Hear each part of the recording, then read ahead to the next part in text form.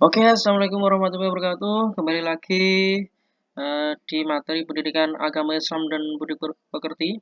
Pada kesempatan kali ini, Pak Arif akan menjelaskan mengenai bab selanjutnya, yaitu bab ketiga, yaitu tentang nikmat kerja keras dan tanggung jawab. Nah, namun pada kesempatan kali ini mungkin agak sedikit berbeda dengan video pembelajaran sebelumnya, di mana video pembelajaran sebelumnya menggunakan Face, jadi Pak Arif kelihatan di situ, tapi pada kesempatan kali ini hanya menggunakan PowerPoint saja dan juga penjelasan voice note dari Pak Arif ya. Namun harapannya kalian tetap menyimak atau tetap mengikuti pembelajaran dengan baik dan memahami apa yang Pak Arif jelaskan ya.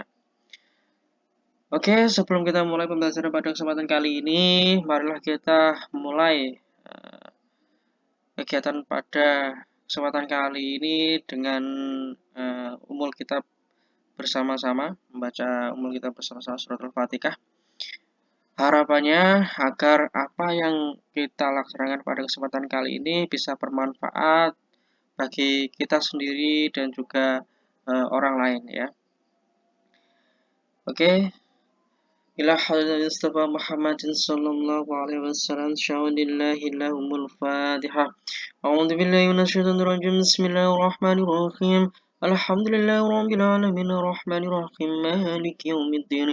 Iyyaka na'budu wa iyyaka nasta'in ihdinas siratal mustaqim siratal ladzina an'amta 'alaihim ghairil maghdubi 'alaihim waladdallin. Amin. Oke, bab 3 nikmat kerja keras dan tanggung jawab. Kerja keras itu apa sih? Pengertian dari kerja keras.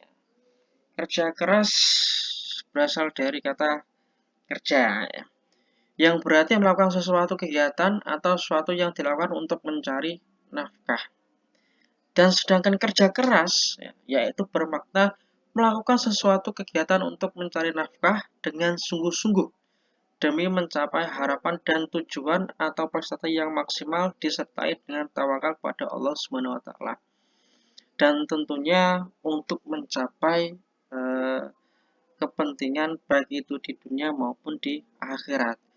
Jadi kerja keras itu harus diawali dengan niat yang baik, niat yang diluruskan ya, bahwa benar-benar kita berniat kerja keras hanya untuk beribadah kepada Allah Subhanahu wa taala ya. Mencari nafkah itu adalah merupakan salah satu ibadah. Kenapa? Karena kita melaksanakan tanggung jawab kita sebagai manusia dan juga sebagai dan tanggung jawab kepada diri kita sendiri untuk memenuhi kebutuhannya dan juga untuk kepala keluarga memiliki tanggung jawab untuk memenuhi kebutuhan keluarganya. Nah, itu adalah merupakan salah satu ibadah ya, dan memiliki nilai pahala yang sangat tinggi sekali karena memang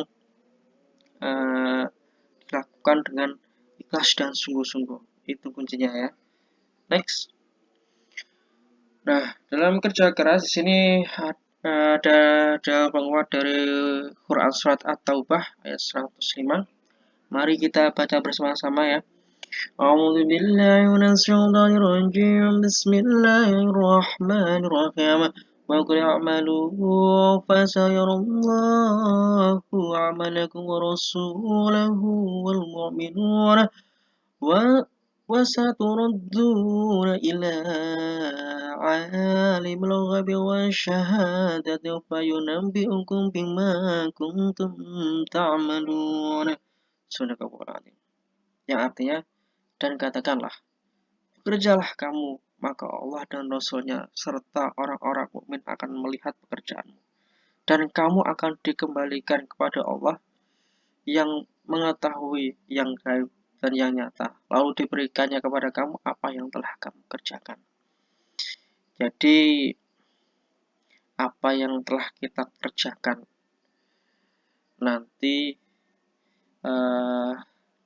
akan mendapatkan imbalan yang setimpal. atas perbuatan amal dan kerja keras kita di dunia, ya itu tadi. Ya, yang intinya kerja keras kamu itu harus diimbangi dengan niat yang baik, diimbangi dengan kerja yang sungguh-sungguh dan ikhlas, dan niat bertawakal kepada Allah Subhanahu wa taala. Saya nanti ketika kamu di akhirat nanti akan uh, mendapatkan pahala yang setimpal, ya hasil yang setimpal nanti ketika di akhirat. Next, cara membiasakan diri untuk berperilaku kerja keras. Bagaimana sih cara untuk membiasakan diri untuk berperilaku kerja keras itu? Yang pertama, niatkan bahwasanya kerja keras merupakan suatu ibadah. Nah, ini ya apa yang Pak Arif jelaskan dari tadi, bahwasanya kerja keras kalian itu harus diimbangi dengan niat yang baik. Niat yang baik itu apa? Yaitu kerja keras kita niati ibadah. Ya, itu. Yang selanjutnya, mengerjakan suatu pekerjaan itu dengan sungguh-sungguh. Ketika kita melaksanakan atau melakukan suatu pekerjaan dengan sungguh-sungguh, maka hasil yang kita dapat adalah hasil yang maksimal. Dan tentunya jangan lupa, ketika kita kerja dengan sungguh-sungguh harus dibarengi dengan keikhlasan. Itu insya Allah akan mendapatkan suatu nikmat dari kerja keras tersebut. Yang selanjutnya, pantang menyerah apabila mendapati sebuah kesulitan. Nah, ini mungkin suatu problematika anak milenial sekarang, di mana ketika sudah ada suatu permasalahan, terutama ketika kita melakukan sesuatu dan di tengah perjalanan ada suatu permasalahan, biasanya pesimis, tidak ingin melanjutkan lagi dan sebagainya. Nah, itu ada suatu hal yang tidak baik ya. Paling tidak kita harus memiliki suatu sifat pantang menyerah. Jadi ada kalanya pasti ada jalan untuk istilahnya memberikan suatu solusi terhadap permasalahan-permasalahan yang ada. Ya. Yang selanjutnya, tidak mengerjakan suatu pekerjaan yang dilarang oleh agama.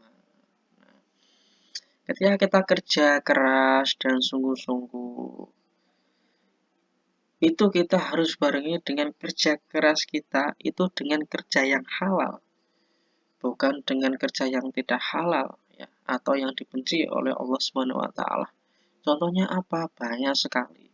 Ya, menjadi kulir narkoba, terus apa namanya? Mencuri dan lain sebagainya. Apakah kamu mencuri dengan mencuri dengan niat ibadah? Itu salah sekali ya. Naudzubillah min dzalik. Jangan sampai dari kalian, salah satu dari kalian ya, nanti bekerja tidak sesuai dengan jalan agama atau yang dilarang oleh agama. Ya, jangan sampai. Selanjutnya, selalu bertawakal kepada Allah Subhanahu wa taala setelah bekerja keras. Jadi bekerja keras saja itu tidak cukup. Paling tidak kita harus bertawakal, kita harus bersyukur, itu yang selanjutnya. Jadi kita harus bertawakal, bersyukur ya atas hasil yang kita peroleh atas kerja keras kita selama ini.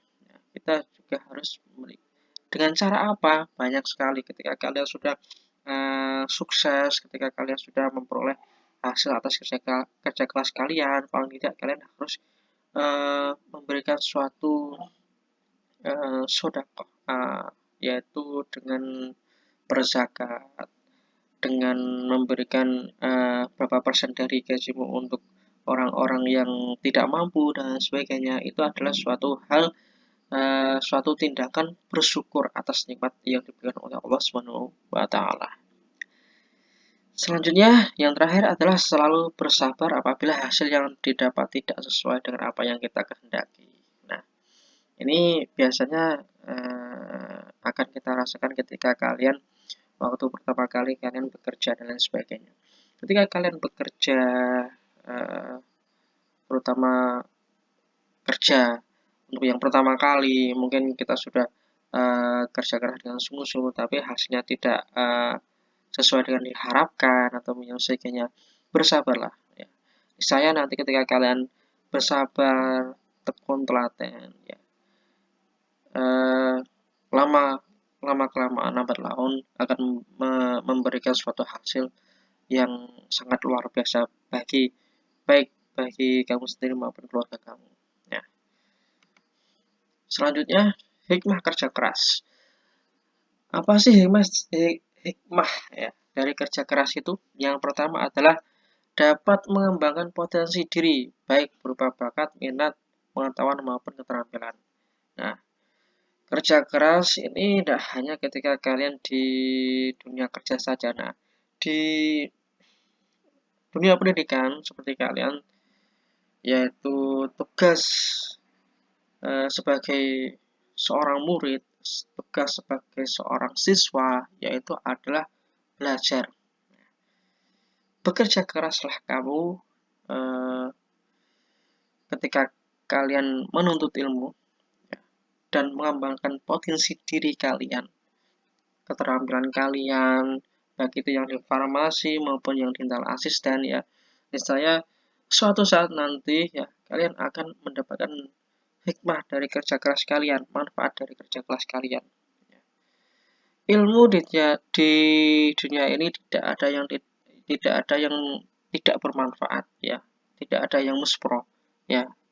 Nanti ketika lambat laun di masa yang akan datang, kalian akan memperoleh, ya, nikmat dari ilmu yang kalian peroleh, kalian istilahnya tuntut saat ini. Karena tingkah laku, tindakan, atau kegiatan kalian pada saat ini itu menentukan kalian di masa yang akan datang. Itu. Yang selanjutnya, dapat membentuk pribadi yang disiplin, serta bertanggung jawab. Ketika kalian sudah bekerja keras, tentunya ada sifat yang sungguh-sungguh, ikhlas, dan sebagainya, maka kerja kalian itu sesuai dengan SOP, standar operasional yang ada, baik itu di bidang farmasian maupun di bidang keperawatan gigi atau dental asisten, ya. Pasti masing-masing bidang tersebut ada standar operasionalnya masing-masing. Nah, ketika kalian bekerja keras dengan sungguh-sungguh dan sebagainya, maka otomatis sifat disiplin dan tanggung jawab itu sudah melekat dalam diri kalian. Selanjutnya, mengangkat harkat martabat diri baik sebagai individu maupun sebagai masyarakat. Nah, jadi ketika kalian hidup di masyarakat dan sebagainya, kerja keras kalian itu akan menuai hasil, dan yang melihat itu tidak hanya kalian saja, tapi orang-orang lain, teman-teman kita dan lain sebagainya. Oh, itu loh sekarang sudah sukses karena kemarin dulunya memang kerjanya sungguh-sungguh dan lain sebagainya, ikhlas dan lain sebagainya, bersyukur, tidak mengeluh dan lain sebagainya. Itu yang menilai tidak hanya diri kamu sendiri, tapi orang lain. Ya. Itu. Terus yang selanjutnya dapat meningkatkan taraf hidup dan meningkatkan kesejahteraan. Nah, tentunya ketika kalian bekerja keras dan sungguh-sungguh, ya kan, dan dari kerja keras tersebut kalian akan memperoleh hasil yang maksimal. Nah, dan tentunya itu memberikan suatu efek tersendiri bagi taraf hidup kalian, kesejahteraan kalian. Nah, paling tidak sudah mendapatkan suatu peningkatan, ya, dari tahun-tahun sebelumnya. Kalau tahun-tahun sebelumnya kita istilahnya tidak bisa untuk membeli motor dan sebagainya, bisa membeli motor itu alhamdulillah sekali, ya, berarti taraf hidupnya meningkat. Nah, seperti itu. Terus yang selanjutnya dapat mendorong untuk hidup mandiri dan tidak menjadikan beban bagi orang lain. Jadi ketika kita sudah memperoleh hasil dari kerja keras kita, kita sudah mendapatkan salary sendiri, gaji sendiri, kita sudah mendapatkan pendapatan sendiri dan lain sebagainya, otomatis kita juga tidak membebani orang lain, ya, tidak menjadi beban orang lain, tidak menjadi beban ke kedua orang tua kita. Nah, seperti itu. Jadi paling tidak kalau kita sudah tidak menjadi beban orang lain, kita bisa membantu orang lain tersebut. Jadi itulah hidup yang mandiri kita. Jadi kita bisa untuk berbuat sesuatu dengan apa yang sesuai dengan yang kita inginkan, ya. Dengan apa ya yang kita dapat dari hasil kerja keras kita itu. Selanjutnya, dapat memenuhi kebutuhan hidup diri dan keluarga terpenuhi. Nah, otomatis ketika kita sudah dapat hasil dari kerja keras tersebut, dapat salary dan sebagainya, kebutuhan kita juga bisa terpenuhi. Tidak hanya kebutuhan kita, tapi keluarga kita juga bisa terpenuhi. Selanjutnya, mampu menjalani hidup yang layak. Nah, taraf hidup tadi. Jadi antara C, D, E, F, G poinnya di situ berkesinambungannya. Jadi dari awal martabat diri, terus taraf hidup yang meningkat, terus menjadikan hidup yang mandiri, kebutuhan hidup terpenuhi, maka otomatis dapat menjalani hidup yang layak. Itu paling tidak bisa terpenuhi lah kehidupan sehari-harinya, gitu aja. Yang selanjutnya menimbulkan rasa sayang apabila waktunya terbuang dengan sia-sia. Nah, ketika kita sudah merasakan kerja keras dan lain sebagainya, kita memperoleh hasil, dan kita akan merasakan sendiri bahwasanya kalau ada suatu waktu senggang, waktu luang itu terbuang, itu kita akan merasakan sia-sia sendiri. Oh, ini loh, waktu adalah uang. Biasanya seperti itu. Ada ya, kalau dalam segi agama waktu itu adalah pahala, waktu itu adalah amal yang baik, seperti itu. Jadi ketika kita ada waktu luang dan sebagainya, kita pergunakan dengan kegiatan-kegiatan yang bermanfaat. Yang terakhir, dapat meraih cita-cita menjadi seorang yang dermawan. Nah, pasti setiap individu ya, dari diri kalian pasti ada cita-cita. Cita-cita untuk apa? Paling tidak cita-cita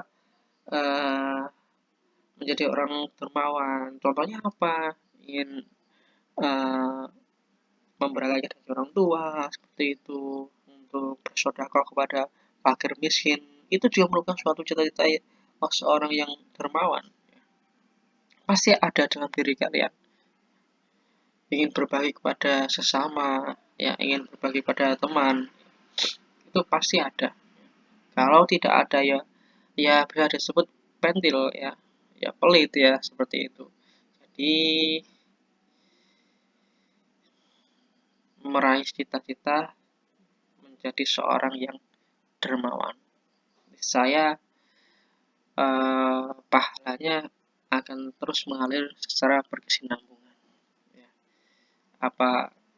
Apabila ya amal kita bisa bermanfaat bagi orang lain, dan orang lain itu juga bisa bermanfaat bagi orang lain selanjutnya, dan itu berkesinambungan, berarti pahala kita juga akan terus mengalir, ya. Itu ya. Selanjutnya, setelah kerja keras kita ada tanggung jawab.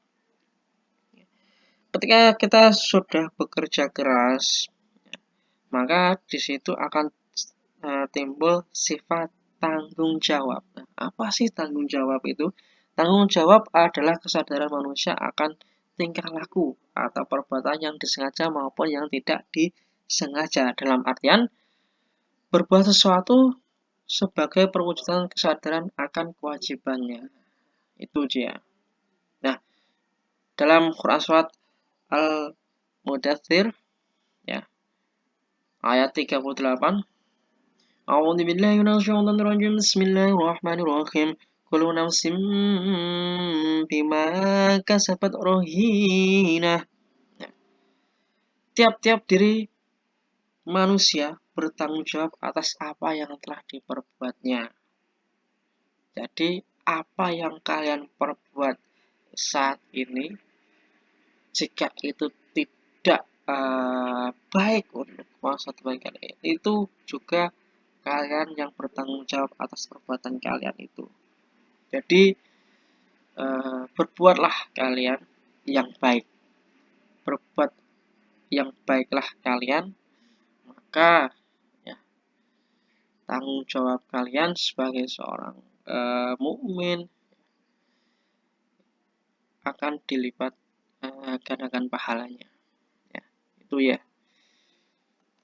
Tanggung jawab sebagai umat, kita sebagai umat, apa sih tanggung jawab kita sebagai umat? Ya, yaitu beribadah pada Allah Subhanahu wa Ta'ala. Nah, ini macam-macam tanggung jawab. Yang pertama adalah tanggung jawab kepada Allah. Seperti yang saya jelaskan tadi, kita sebagai seorang muslim, tanggung jawab kita adalah beribadah pada Allah. Selain itu, ya, juga beramal baik. Tanggung jawab kepada diri kita sendiri. Selain itu, yaitu selanjutnya ada tanggung jawab kepada keluarga.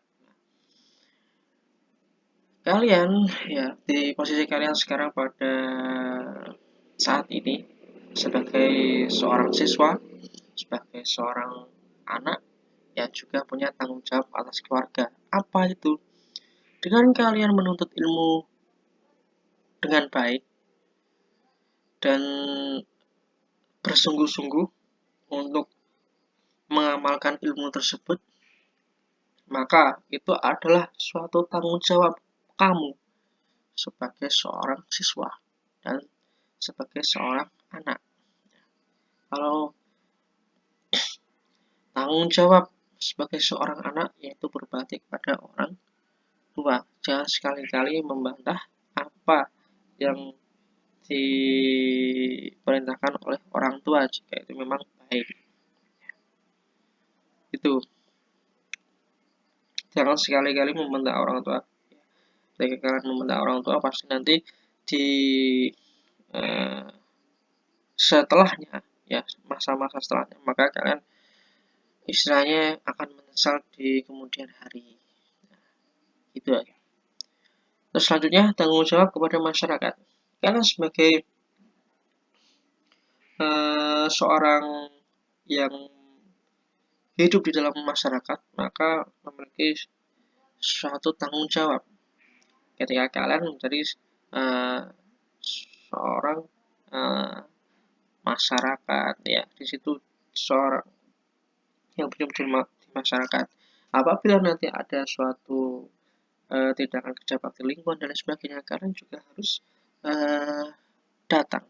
Kalian harus tanggung jawab atas amanah dari masyarakat tersebut. Nah, apalagi ketika kalian nanti menjadi seorang pemimpin di dalam masyarakat, ya, maka kalian juga harus bertanggung jawab atas amanah yang diemban atau amanah yang diberikan kepada masyarakat untuk kalian. Itu. Terus yang selanjutnya, tanggung jawab kepada bangsa dan negara.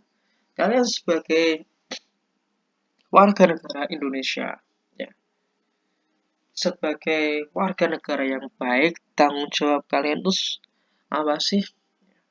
Tanggung jawab kalian itu berada di ideologi negara kita, yaitu Pancasila. Pancasila, satu ketuhanan yang Maha Esa. Ya. Jadi kita harus beriman kepada Tuhan, kepada Allah Subhanahu wa Ta'ala. Dan tanggung jawab kita sebagai warga negara yang baik itu apa sih? Yang pertama, harus membayar pajak. Kenapa? Karena memang pajak nanti dari rakyat untuk rakyat. Jadi eh, untuk pembangunan bisa, untuk dan sebagainya yang bisa dimanfaatkan oleh rakyat. Terus tanggung jawab yang lainnya apa, Pak? Tanggung jawab yang lainnya adalah mematuhi setiap peraturan yang dikeluarkan oleh pemerintah, oleh ulil amri kita. Ketika pada masa sekarang pandemi COVID-19, ya, kita harus melaksanakan daring seperti ini, ya. Ada peraturan dari pemerintah, baik itu pemerintah kabupaten, provinsi maupun dari pemerintah pusat, ya, dari Pak Presiden Jokowi. Kita harus bisa melaksanakannya. Kenapa? Karena kita sebagai uh, rakyat harus bertanggung jawab pada bangsa dan negara kita. Kita harus menjaga rasa kesatuan. Bhinneka Tunggal Ika kita harus jaga.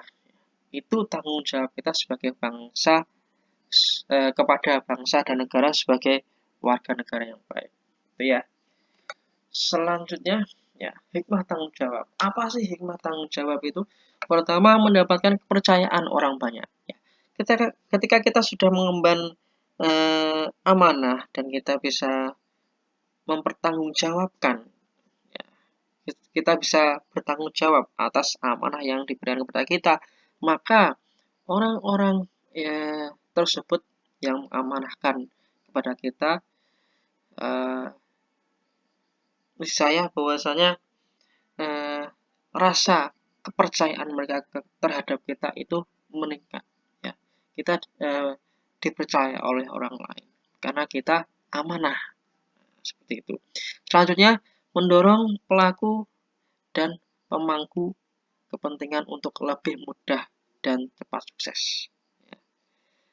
Jadi orang yang bertanggung jawab atas kerjaannya sesuai dengan bidangnya, seperti kalian di farmasi dan di dental asisten.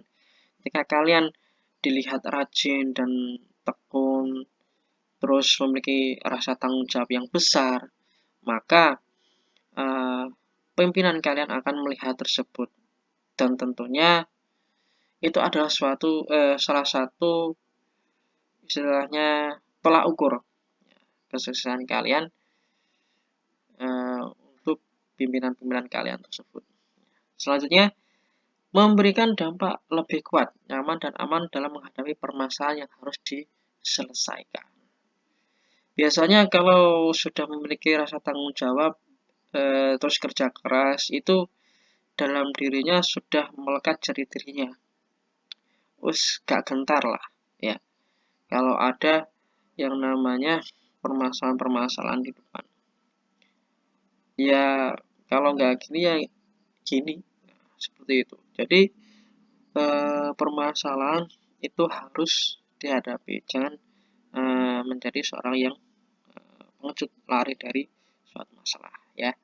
Selanjutnya, mendapatkan penghargaan oleh masyarakat. Penghargaan itu berupa banyak sekali. Kepercayaan itu juga termasuk adalah penghargaan oleh masyarakat. Jadi suatu rasa kepercayaan masyarakat itu adalah salah satu hal kecil saja yang menjadikan itu adalah sebuah penghargaan dari masyarakat. Dan penghargaan-penghargaan lainnya banyak sekali, ya, yang fisik ataupun yang dari segi sosial dan lain sebagainya. Yang selanjutnya dapat memperhitungkan sebab akibat dari dampak perbuatan di masyarakat. Jadi ketika kita sudah menemukan jati diri kita, terus kita bisa menganalisa peristiwa-peristiwa yang ada, suatu permasalahan yang ada di lingkungan kehidupan, baik itu lingkungan kehidupan kita maupun di masyarakat, itu kita juga bisa menganalisa sebab akibat ketika saya berbuat seperti ini, akibatnya seperti apa sih. Kita dapat menganalisa sendiri mana yang baik untuk kita, mana yang buruk untuk kita. Selanjutnya, mendapatkan solusi dan pengembangan yang tepat. Jadi ketika kita tanggung jawab, terus kita punya prinsip, kita pasti untuk solusi dan lain sebagainya bisa untuk memberikan yang terbaik itu pasti ada jalannya masing-masing, ada prosesnya.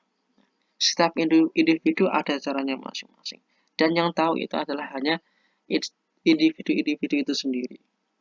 Selanjutnya, yang terakhir, akan merasakan lebih tenang, aman dan nyaman dalam segala hal. Jadi yang Pak Arif katakan tadi, wes gak gentar seperti itu.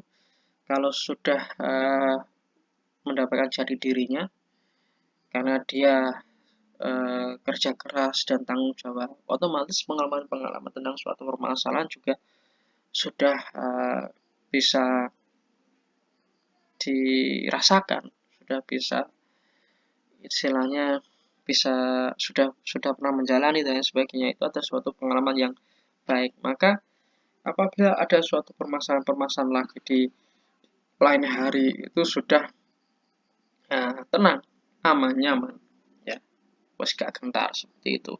Nah, itu yang sedikit yang bisa Pak Arif jelaskan, ya, hanya dasar-dasar saja. Nanti tolong untuk PTS yang akan datang pelajari bab 1, 2, 3. Nanti soalnya pilihan ganda 50 pilihan ganda. Jadi setiap soalnya ada poin 2. Ada poin 2. Jadi tolong dipelajari secara maksimal. Nanti hasil kerja keras kalian, hasil dari belajar kalian selama ini yang tekun, kerja keras dan sebagainya, yang bertanggung jawab, tanggung jawab kalian sebagai seorang siswa, seorang murid, ya, akan memperoleh hasil yang maksimal. Salah satunya apa? Nilai yang baik. Itu ya. Itu dari Pak Arif. Apabila ada salah-salah kata dari Pak Arif ketika menyampaikan, ada kekurangan dan lain sebagainya, Pak Arif mohon maaf yang sebesar-besarnya. Kalau ada yang perlu ditanyakan, silakan ditanyakan. Bisa bertanya di kolom komentar di Google Classroom ataupun bertanya lewat grup di WhatsApp juga tidak apa-apa, ya. Sekian dulu dari Pak Arif. Wabillahi taufiq walhidayah. Assalamualaikum warahmatullahi wabarakatuh.